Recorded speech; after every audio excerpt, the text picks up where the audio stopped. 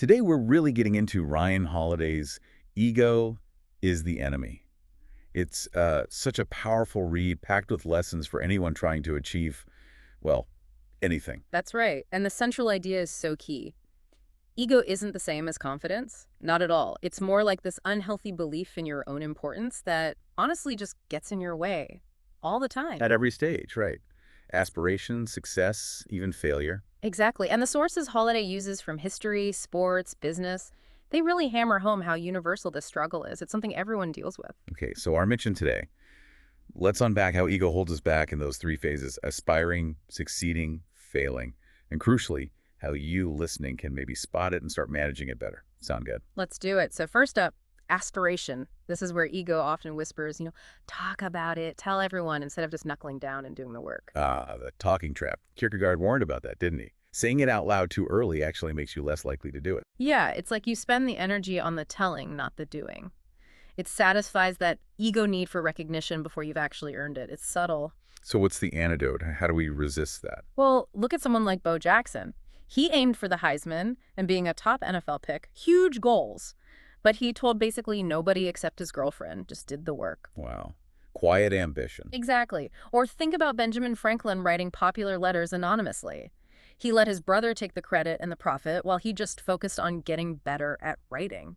It's about starving the ego, focusing inward. Which ties into that canvas strategy idea Holiday talks about. Can you explain that a bit? Sure, it's kind of counterintuitive maybe. It's about making other people look good, finding ways to support their work, clear their path. Like Bill Belichick early on, mastering film analysis for the senior coaches, making himself indispensable behind the scenes. Precisely. He built his foundation by serving, not by demanding the spotlight. It's about restraint, humility, and dispassionate dedication, letting the work build your reputation slowly. That kind of discipline. Putting the mission first. Jackie Robinson comes to mind. The sheer stoicism he needed. Incredible, right? Facing horrific abuse, but staying focused on the larger goal, breaking the color barrier. He couldn't let his ego react because the cause was bigger. And John Wooden, the coach.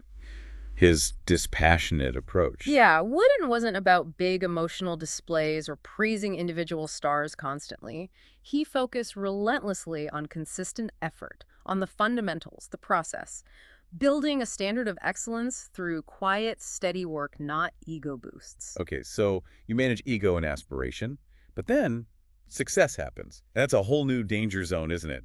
Holiday calls it the disease of me. Oh yeah, success is maybe where ego gets most dangerous, because now you feel like you've earned it, right? The disease of me, like Pat Riley saw on championship teams, is when individuals start thinking I instead of we. Prioritizing themselves over the team that got them there, even leading to stuff like Michael Jordan punching teammates, apparently.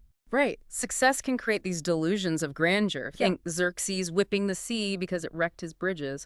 Or Ty Warner, the Beanie Baby guy, convinced his brand was so magical it could sell anything.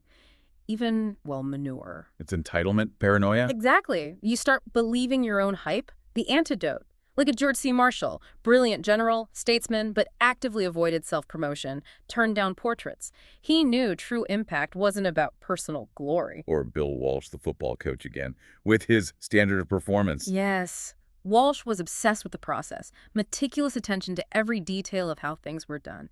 Excellence wasn't just the win, it was ingrained in the daily standards. That keeps you grounded, focused on the work, not just basking in success. Okay, so we've covered aspiring and succeeding, but what about when things go wrong?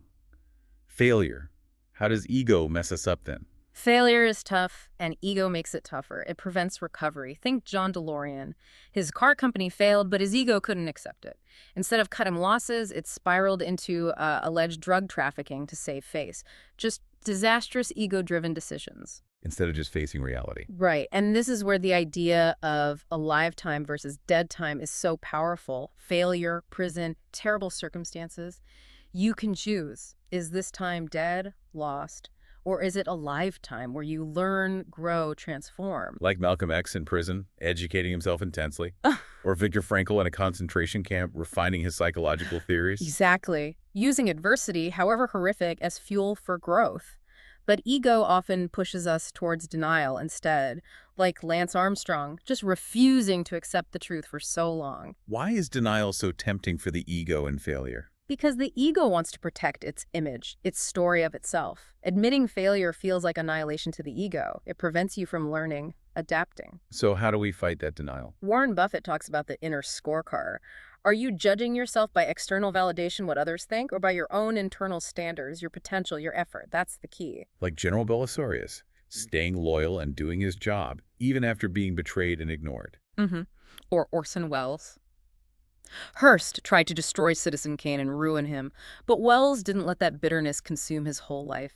Letting go is crucial, moving past the failure without letting ego cling to the grievance. So ultimately, this whole battle against ego, Mm-hmm. it's not something you win once, is it? It's ongoing. Every single day. Holiday compares it to sweeping dust. It always comes back. You just have to keep sweeping, keep being mindful. And remember that quote, right? The world breaks everyone. So afterward, some are strong at the broken places. It's about how you respond. That's the choice. So maybe the question for you, listening, is this. What belief about yourself may be tied to an old success or an old failure? What deeply held story might actually be holding you back right now?